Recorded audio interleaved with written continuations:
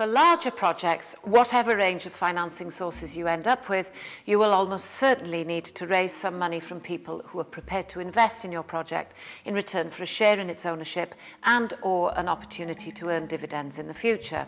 In a community setting, this can help to widen the number of people who have a direct interest in the project's success. This sort of investment is known as equity investment. It is a very standard form of financing for companies and of investing for shareholders. It is a way of funding both limited companies and cooperatives.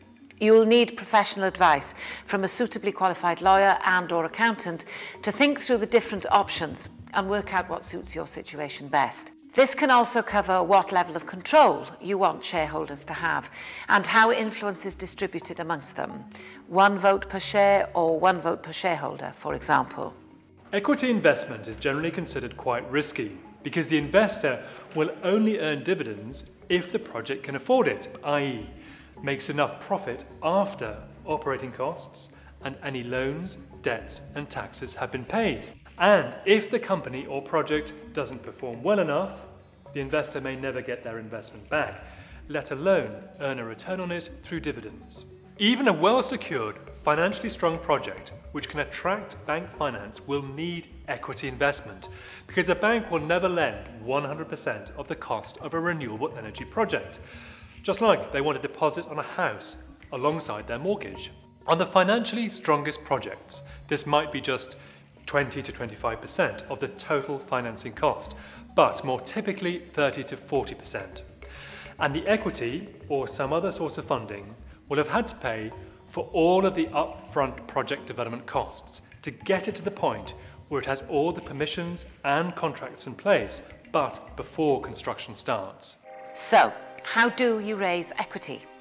You will almost certainly need to have a share issue, or you will need to work with an existing equity fund like Triodos Renewables to see if they would invest in your project and let local investors buy into their fund.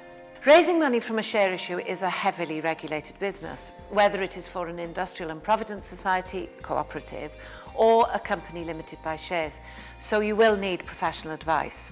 The regulations are generally designed to make sure that anyone investing has been told about all of the risks involved in the project and not given a misleading picture about its chances of success or the likelihood of rewards. One of the main regulatory requirements will be to point out that shares in these sorts of small companies can be difficult to sell, since selling shares is a similarly heavily regulated business. So an investor might find it difficult to get their money back quickly if they needed it. In this sense and many others, buying shares in a renewable energy project is very different from a savings account. For this reason, investors in share issues generally look for much higher returns from these investments than the interest they get on a savings account.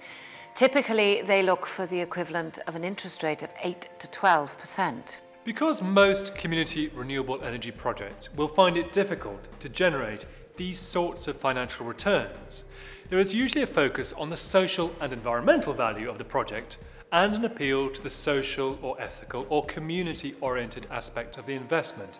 The hope is that people will accept lower financial returns on their investment because all the other benefits being generated, such as lower carbon emissions, community involvement, and potentially income for the community.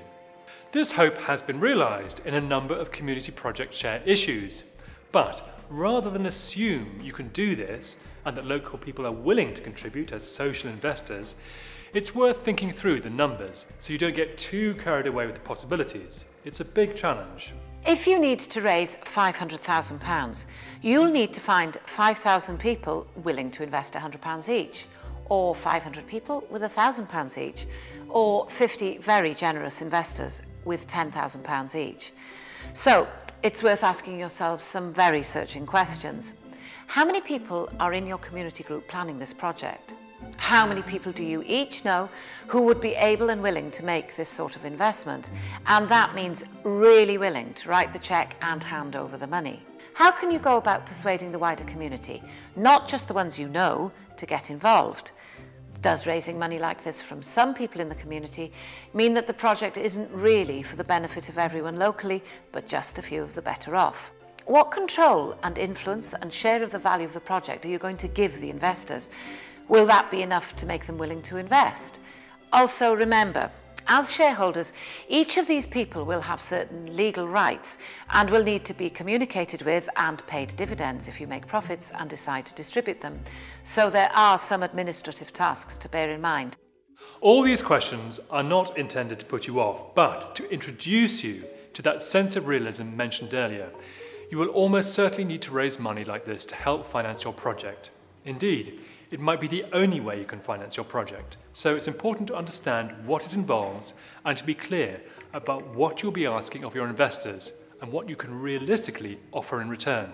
You will need professional, legal and financial advice to help you design the structure of your project company and the terms of any share offer you then make, and to maneuver through all of the rules and regulations to be sure you're not presenting a misleadingly positive picture of the investment opportunity.